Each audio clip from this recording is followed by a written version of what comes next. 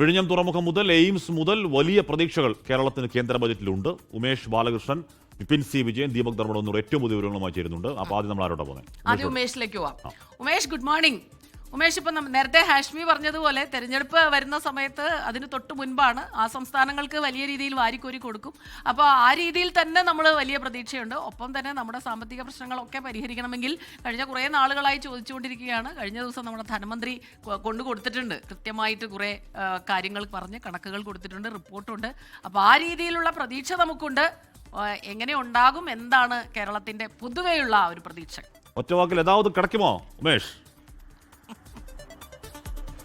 Good morning Hashmi, good morning Smitha. എന്തായാലും കേന്ദ്ര budget വരുമ്പോൾ ഈ പ്രതീക്ഷ എന്തായാലും ധനമന്ത്രിക്കുണ്ട്. കാരണം ധനമന്ത്രി കേന്ദ്ര ബജറ്റ് കൂടി പ്രതീക്ഷിച്ചുകൊണ്ടാണ് സംസ്ഥാന ബജറ്റ് അവതരിപ്പിച്ചത്. സംസ്ഥാന ബജറ്റ് കമ്മി ബജറ്റായിരുന്നു. പക്ഷേ ആ കമ്മി ബജറ്റിൽ തന്നെ പ്രതീക്ഷകൾ മുഴുവൻ കേന്ദ്ര ബജറ്റിലാണ്. അപ്പോൾ ധനകാര്യ കമ്മീഷൻ റിപ്പോർട്ടുണ്ട്. റിപ്പോർട്ടിൽ കൂടുതൽ വിഹിതം കിട്ടുമെന്നുള്ള പ്രതീക്ഷയുമുണ്ട്. എന്തായാലും ഈ പ്രതീക്ഷകളെല്ലാം നിൽക്കുമ്പോൾ കേരളത്തിൽ, പ്രത്യേകിച്ച് തെക്കൻ കേരളത്തിൽ എടുത്താൽ ഏറ്റവും വലിയ പ്രതീക്ഷ വിഴിഞ്ഞം തന്നെയാണ്. വിഴിഞ്ഞം ഒരു ഗെയിം ചേഞ്ചർ എന്ന നിലയിൽ കൺസിഡർ ചെയ്യുകയാണെങ്കിൽ വിഴിഞ്ഞത്തിന് പ്രത്യേക വിഹിതം എന്നുള്ള ആവശ്യമാണ് കേരളം മുന്നോട്ട് വെച്ചിരിക്കുന്നത്. അതായത് വിഴിഞ്ഞത്തിന് മാത്രമായി നിശ്ചിത ഫണ്ട് എന്നുള്ളതല്ല, ഒരു നിശ്ചിത വിഹിതമായി കണ്ട് വിവിധ പ്രോജക്റ്റുകൾ, അതായത് വിഴിഞ്ഞം തുറമുഖവുമായി ബന്ധപ്പെട്ട റെയിൽ കണക്ടിവിറ്റി, ഒപ്പം തുറമുഖത്തിന്റെ പ്രത്യേക വ്യവസായ ഇടനാഴി, maritime cluster, green hydrogen hub, sea food park തുടങ്ങി logistic and fish park centre തുടങ്ങി നിരവധി പദ്ധതികളുമായി ബന്ധപ്പെട്ട് വിശദമായ റിപ്പോർട്ട് വിഴിഞ്ഞത്തിന് വേണ്ടി മാത്രം നൽകിയിട്ടുണ്ട്. ആ വിഴിഞ്ഞത്തിന് വേണ്ടി മാത്രം നൽകിയിരിക്കുന്ന പദ്ധതിക്ക് ഒരു പ്രത്യേക വിഹിതമായി തന്നെ അലോക്കേറ്റ് ചെയ്യണമെന്നുള്ള ആവശ്യമാണ് മുന്നോട്ട് വെച്ചിരിക്കുന്നത്.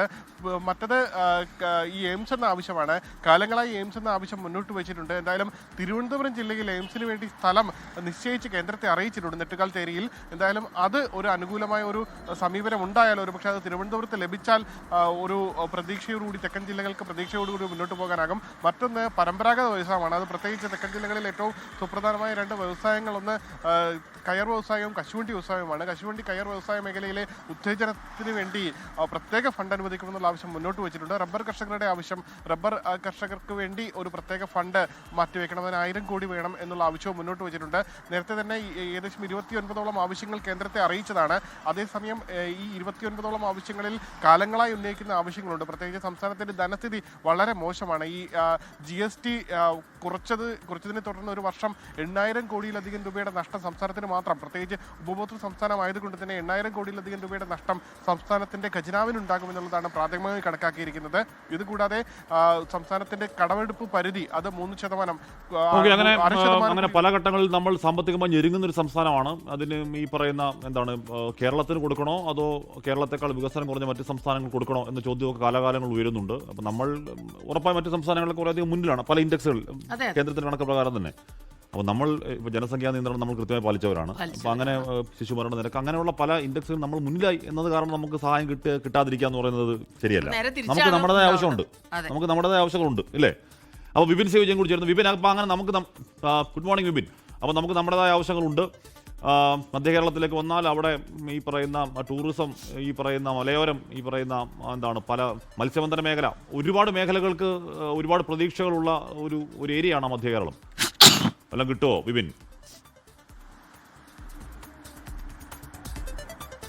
Good morning Ashmi, Smitha. ഉമേഷ് തിരുവനന്തപുരത്ത് എയിംസ് വരും എന്നുള്ളൊരു പ്രതീക്ഷ അതിൽ പറയുമ്പോൾ തന്നെ മധ്യകേരളം പ്രതീക്ഷിക്കുന്നത് ഇവിടെ എവിടെയെങ്കിലും ആയിരിക്കും എന്നുള്ളതാണ്. കാരണം കേന്ദ്രമന്ത്രി പറഞ്ഞത് തൃശ്ശൂരോ അല്ലെങ്കിൽ ആലപ്പുഴയോ ഒക്കെ ആ ലിസ്റ്റിലുണ്ട്. അതിപ്പോൾ ഇന്നത്തെ ബജറ്റിൽ ഇടം പിടിക്കുമോ, അല്ലെങ്കിൽ മധ്യകേരളത്തിലേക്കായിരിക്കുമോ എയിംസിൻ്റെ വരവ് എന്നുള്ളത് ഇവിടുത്തെ ഒരു പ്രതീക്ഷയാണ്.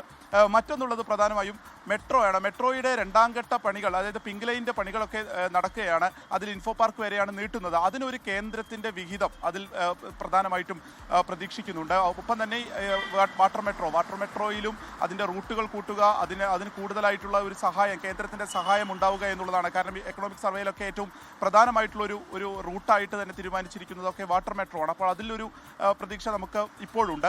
കൊച്ചി ബംഗളൂരു വ്യാവസായിക ഇടനാഴി, അതിന് പ്രധാനമായിട്ടുള്ള ഒരു ഗ്ലോബൽ സിറ്റിക്കൊക്കെ കേന്ദ്ര സർക്കാരിൻ്റെ അനുമതി വേണം. അത് ഇപ്രാവശ്യം ഉണ്ടാകുമോ എന്നുള്ളതാണ്. കോട്ടയത്തേക്ക് വന്നു കഴിഞ്ഞാൽ റബ്ബർ കർഷകരുടെ അത് പ്രധാനമായിട്ടും ഒരു കാർഷിക വിളയാക്കി മാറ്റണം. അങ്ങനെ സുപ്രധാനമായിട്ടുള്ള തീരുമാനങ്ങൾ ഉണ്ടാകുമോ, ഇതിന് ഇറക്കുമതി തീരുവ കൂട്ടണം എന്നുള്ളൊരു ആവശ്യം റബ്ബർ കർഷകർക്കിടയിലുണ്ട്.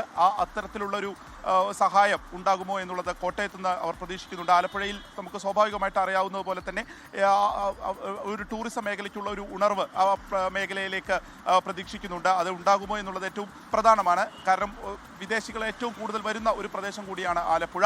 അപ്പോൾ അത്തരത്തിലുള്ള പ്രതീക്ഷകളാണ് മധ്യ കേരളത്തിൽ പ്രധാനമായി നിൽക്കുന്നത്. ഒരു ലോജിസ്റ്റിക് ഹബ്ബായിട്ട് കൊച്ചി പോർട്ടിനെ മാറ്റുക എന്നുള്ള ഒരു ആവശ്യം കൂടിയുണ്ട്. ഇത്തരത്തിൽ നമ്മൾ പ്രതീക്ഷിക്കുന്നതിൽ ഇവയൊക്കെയാണ് ഒരു പൊതുവായിട്ട് പറയുന്നത്. പക്ഷേ ഇപ്രാവശ്യത്തിൽ സ്വർണ്ണത്തിന്, അതായത് ഒരു വാണിജ്യ തലസ്ഥാനം എന്നൊക്കെ പറയാവുന്ന രീതിയിൽ തന്നെ കൊച്ചിയിൽ നിന്ന് തന്നെ പറയണം. കാരണം സ്വർണ്ണത്തിന് ഇപ്പോൾ ഇറക്കുമതി തീരുവയായിട്ട് 6%. അത് 3% ആക്കി കുറയ്ക്കുകയോ അല്ലെങ്കിൽ എടുത്തു കളയണോ എന്നുള്ളത് ഒരു പ്രധാനപ്പെട്ട ആവശ്യമായി നിൽക്കുകയാണ്. GST 3% സ്വർണ്ണത്തിന്.